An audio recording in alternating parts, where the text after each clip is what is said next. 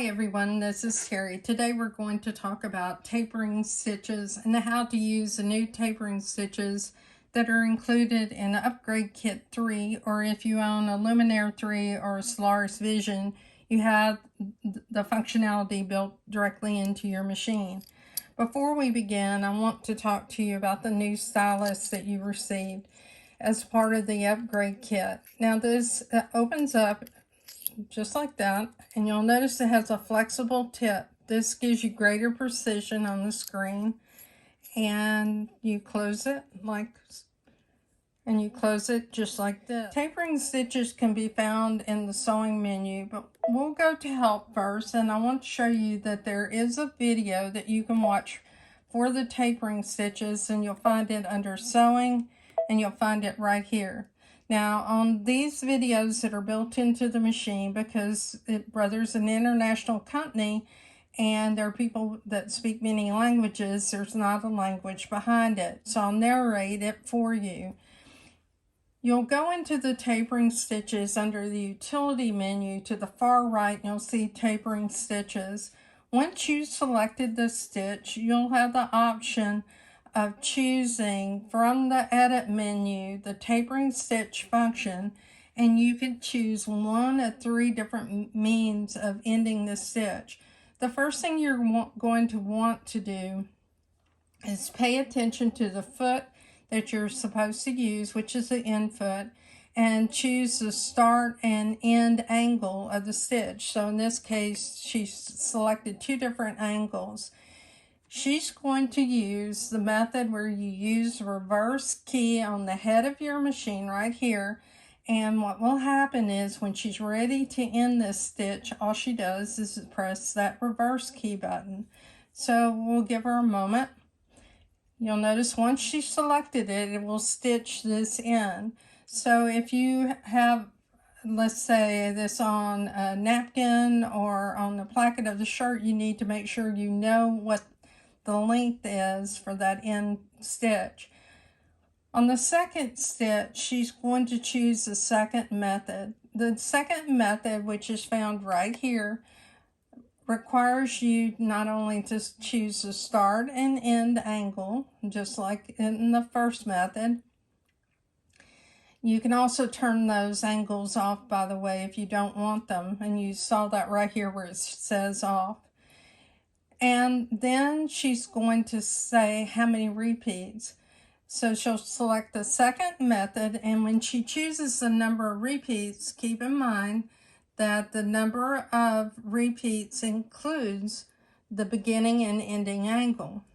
So the machine will stitch the exact number of repeats. You can watch it as it progresses on the screen, and you can see that as it nears the end, the machine will slow down and it will stop exactly at the point where you need to end.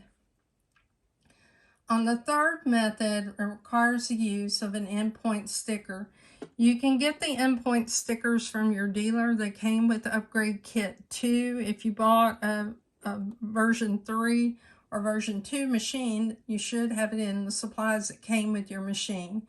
You're going to select the beginning and ending angle just as you have in the previous examples, and this time you'll place the endpoint sticker down at a point where you want to stop. Now you can see that she's drawn a line using a marker.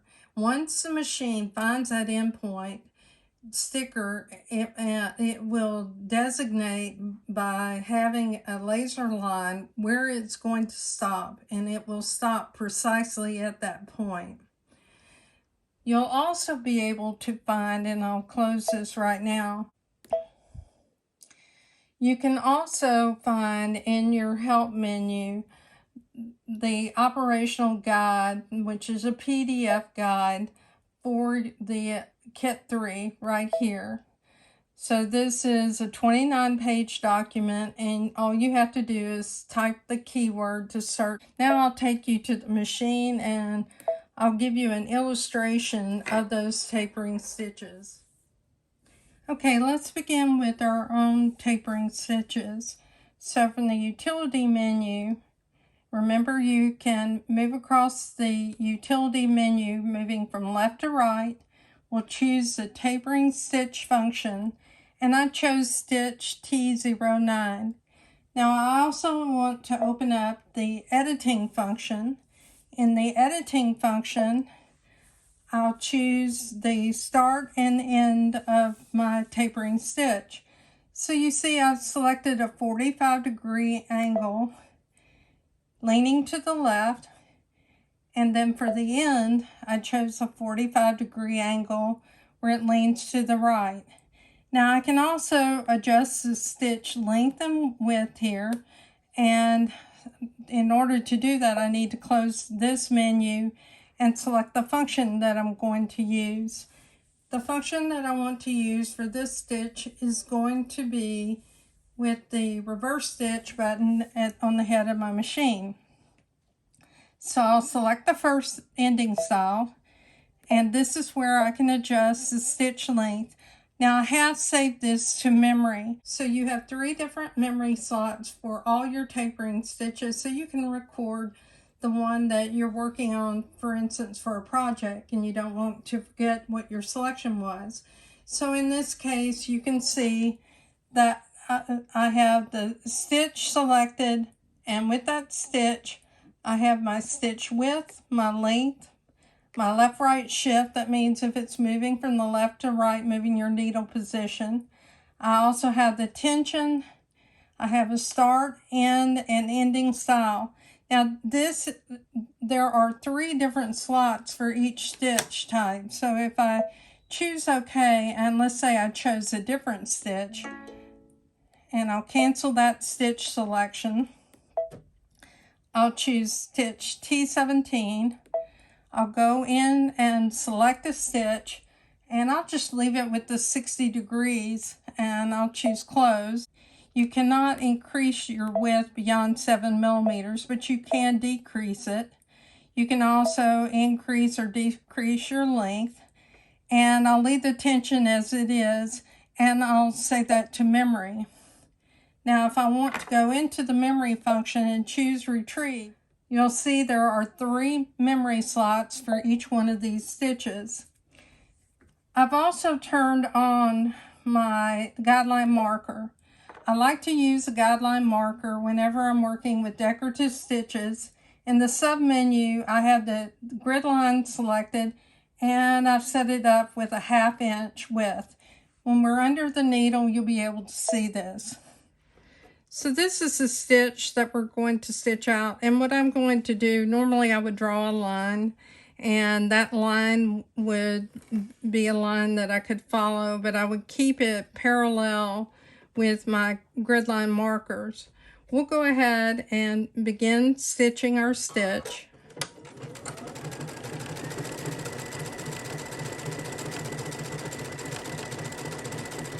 So if you were stitching several rows of this, you would try to keep your previous stitch parallel, keeping in mind that these stitches are moving from left to right.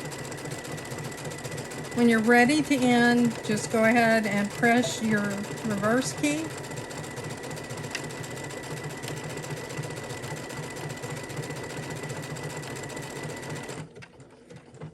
And your stitch will end.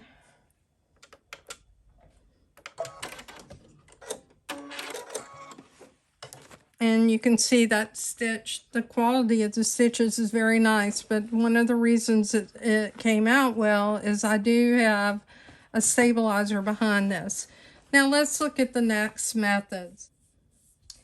So for the next method, we'll go ahead and close the window. We'll select a different stitch, and we'll select T15.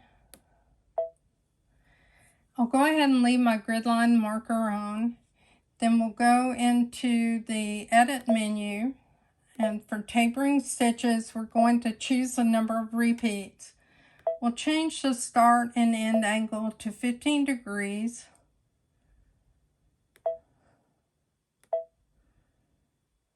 And we'll go ahead and choose OK. Now we'll select the number of times we want to repeat this stitch. This stitch looks like it would be a great stitch for a snowflake. Let's watch this stitch under the needle. Okay, so for this stitch, it's going to stitch the number of repeats that I selected, which was 8 times. I'll just go ahead and start sewing. And when it nears the end, it will stop automatically.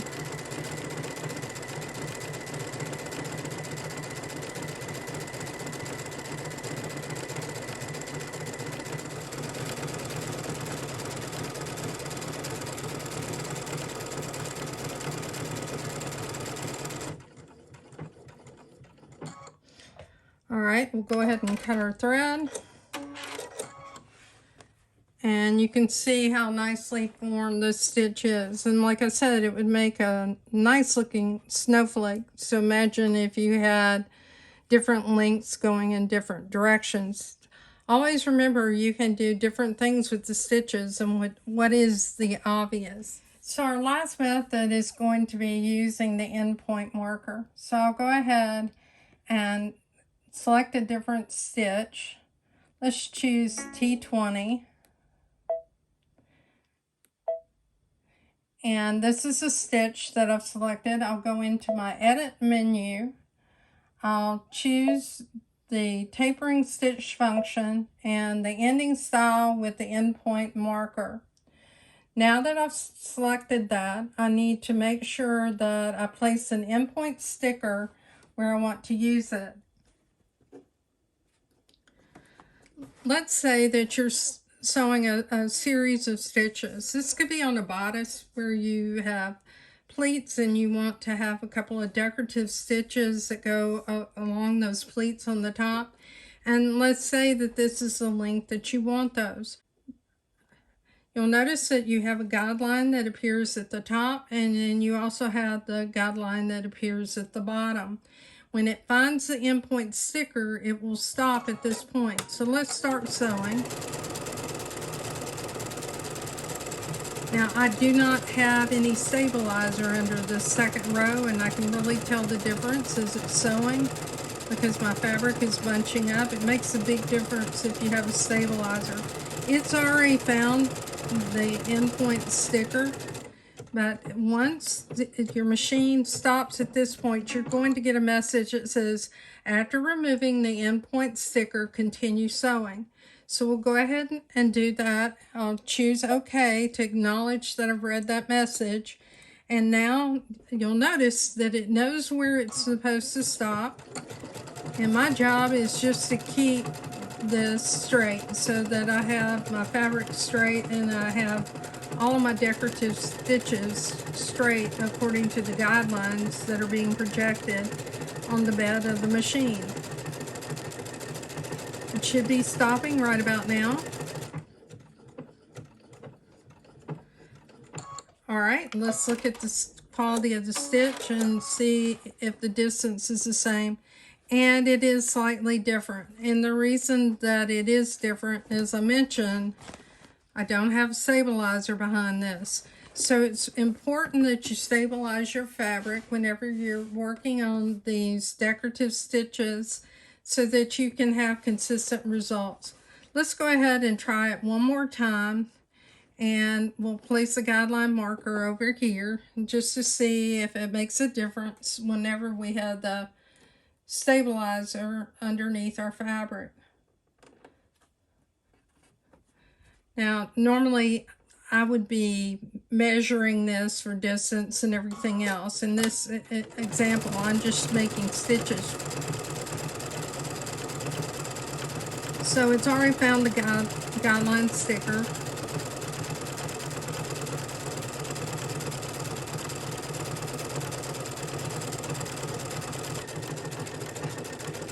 I can tell already that it is stitching much better with the stabilizer. You'll notice, if you've watched the video, you'll notice it's not bunching up on those stitches. And we'll continue sewing.